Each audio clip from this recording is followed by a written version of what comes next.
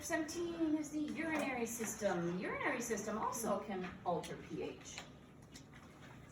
by getting rid of ions or hanging on to ions. All of these work together. You can't just have one system that functions without the help of the other systems. Which make physiology so cool. Kidneys. We make about 1 to 2 liters of urine a day. We make about 1 to 2 liters of urine a day. The job of the kidney is to filter the blood from waste products. Our metabolic reactions make toxic waste products, especially protein digestion. When we digest proteins, some of the byproducts include urea, uric acid, creatinine, those kind of things. Those need to be gotten rid of. They're toxic. They alter pH. They can make you acidic. So we have to get rid of them. And it's the job of the kidney to pull it out of the bloodstream and send it into the bladder and out of the body. That's what the kidney does. In the process of filtering that blood, of all of the blood that is filtered, you filter your total blood volume about 36 times a day or so. You filter your total blood volume, your whole gallon and a half, something like 30 to 36 times a day. And so you pull all this fluid out and you filter it out, but only 1% of it ends up in the toilet. 99% of it gets reabsorbed back into the bloodstream.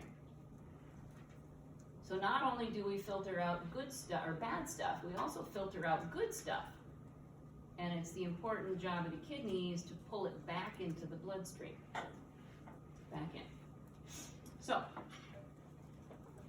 we make about 1 to 2 liters of urine a day. Of course, that depends on how much fluid you've had, but 1 to 2 liters on average of fluid a day. We filter about 180 liters of plasma per day. And if you take 1% of that, that's 1.8 liters. So we filter about 180 liters of our blood volume, which is about 30 to 36 times. We filter our blood all the time. Blood is always going to the kidneys. Blood is always getting filtered. It's always getting checked. It's always getting pulled the nasty stuff out, sent to the urine, and then the good stuff goes right back into the bloodstream. And that's the part we're going to talk about. It is required that you make 400 mils of urine per day to get rid of your waste, your toxic waste. You have to make a minimum of 400 mils of urine a day. That's enough to get rid of. If it's below that, then you're not getting rid of the wastes. So, jobs of the kidney. Regulates blood volume. If you drink a bunch of water, it goes into your bloodstream. And then where does it go? To the kidneys. Then where does it go? Out, right?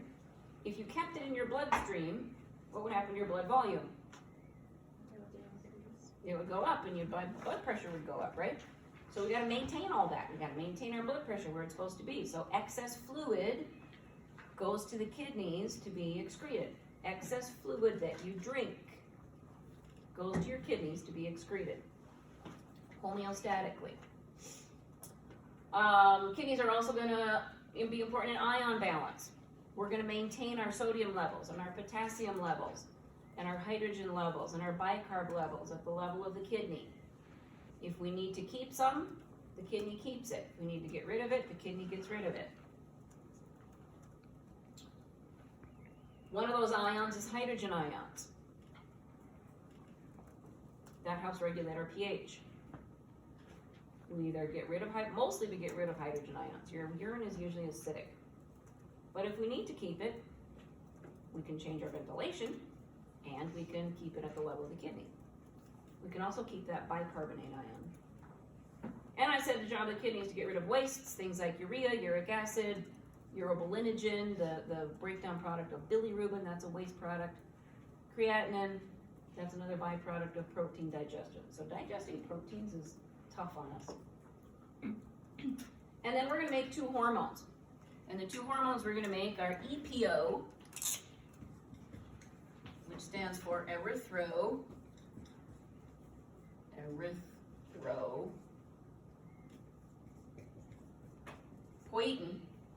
This increases red blood cell production.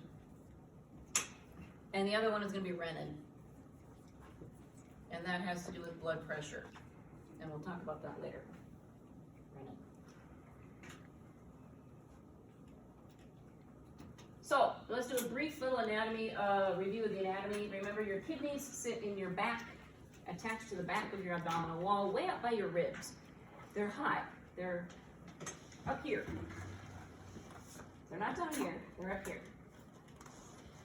They are connected to your bladder, which sits in your pelvis, by the tubes called the ureters. And the ureters are about a foot long, and they're going to carry urine from the kidney to the bladder. And then, of course, you have your urethra that's going to carry the urine out. And if we look inside the kidney, now this is a review from anatomy. Those of you that have had anatomy, at least with me, you should know this. If we take a look at the kidney, we cut the kidney open. We're going to see a bunch of triangular shapes called pyramids. So here's a pyramid, and here's a pyramid, and here's a pyramid. The outer region is the cortex, the inner region is the medulla. And these are pyramids. And in our pyramids is where we've got our microscopic tubules called the nephron. And it's the nephron that is the place where urine is going to be produced. So we're going to send blood to the kidney, and the branches off the renal artery are going to branch and branch and branch and branch and branch into teeny tiny little vessels that are going to enter the nephron. This is where we're going to filter the fluid. The filtered fluid is going to be picked up by the nephron, sent through the nephron tubule. Most of it's going to get reabsorbed back into the bloodstream at the level of the nephron, but what's left over, the waste products, will then enter the collecting duct, and each collecting duct empties into the center of the kidney called the renal pelvis, and then it drips into the ureter, which then drips into the bladder, which then drips into the urethra, right, and we urinate the waste products out. Each kidney has about 1 million of these nephrons. Each kidney has 1 million nephrons. And if you remember, there's a blood vessel that goes into the nephron called the afferent arteriole. And inside this capsule is a capillary bed. Anybody remember what that's called?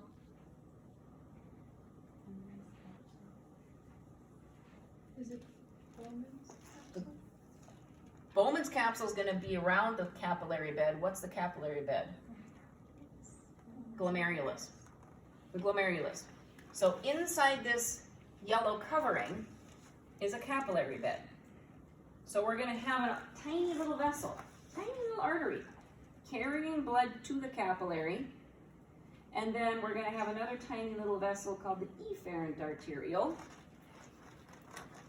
This is the efferent arteriole that's going to carry the rest of the blood out. Remember what we said about capillaries?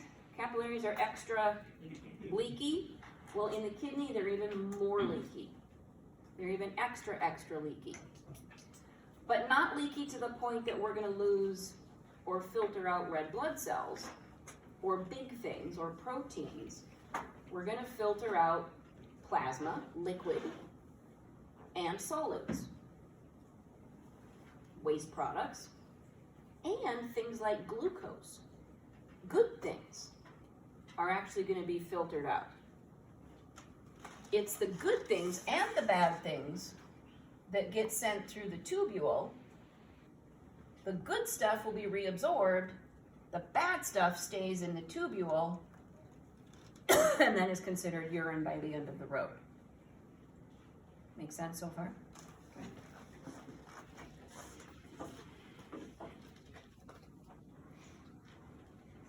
So here's another picture of the branching of the blood vessels. Renal artery, branch, branch, branch, branch, branch. There's our teeny, teeny, tiny little arterial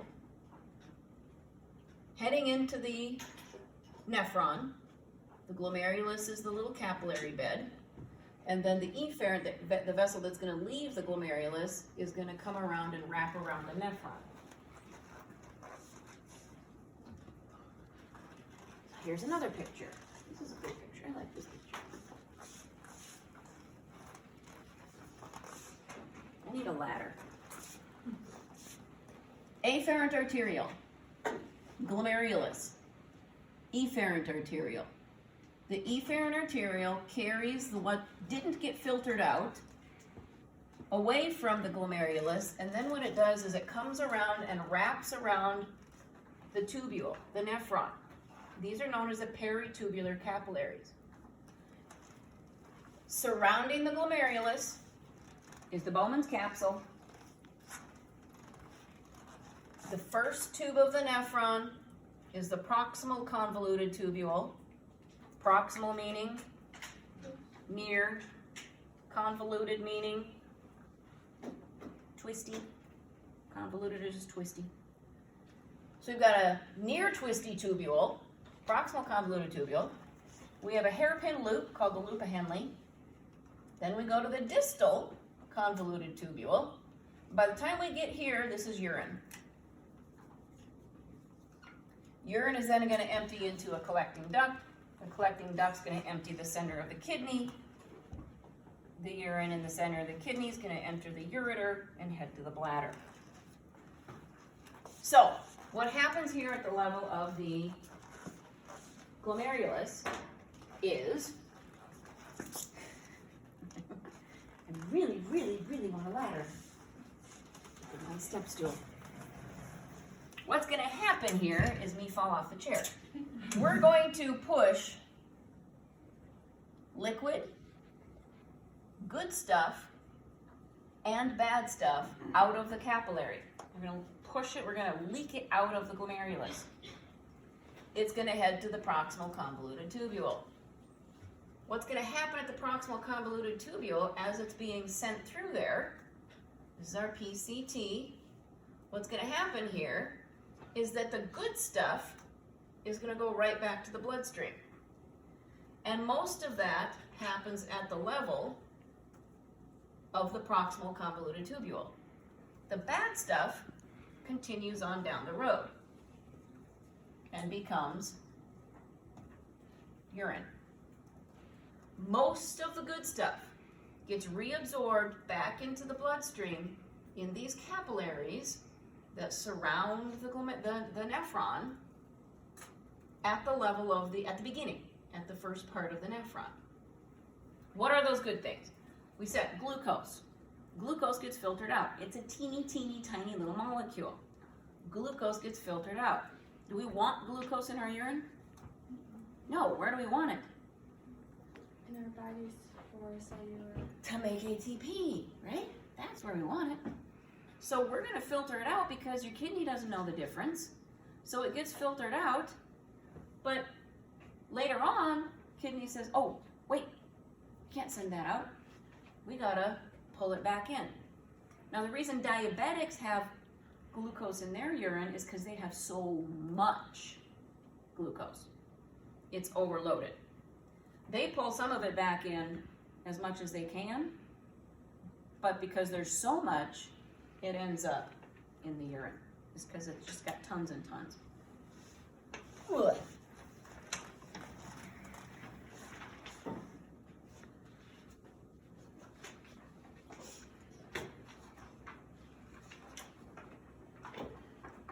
That makes sense so far? How do the kidneys or the capillary beds or whatever differentiate when it pulls it in and out? Hang on. Okay. We're going to find that out. We'll see. We'll talk about it. That's the physiology part of it. So, quickly, micturition. Micturition is just a fancy name for urinating. It's the act of urinating. So the bladder is going to fill with urine from the center of the kidney. Center of the kidney is called the renal pelvis. Urine's going to drip into the ureter, down to the bladder. Your bladder is a muscular wall with stretch receptors in it. So when the muscular wall stretches, stimulates stretch receptors, it's a reflex, sends it to the spine. Spine sends a motor neuron to the muscle of the bladder and tells the bladder to squeeze, and that gives you the urge to urinate. We've got two sphincter muscles, an upper one right next to the bladder and a lower one, which is now by your pelvic bone, pubic bone. You have control over this one. This is the one you teach your 2-year-old to have control over. This is the one that allows you to make it to the bathroom without wetting your pants. This is the one you have control over. When you release that, then the bladder squeezes and the bladder empties. Usually these stretch receptors are stimulated at somewhere between 2 and 400 mils of urine. Something like this. And obviously we can control that because we have control over that muscle. And I'll put that.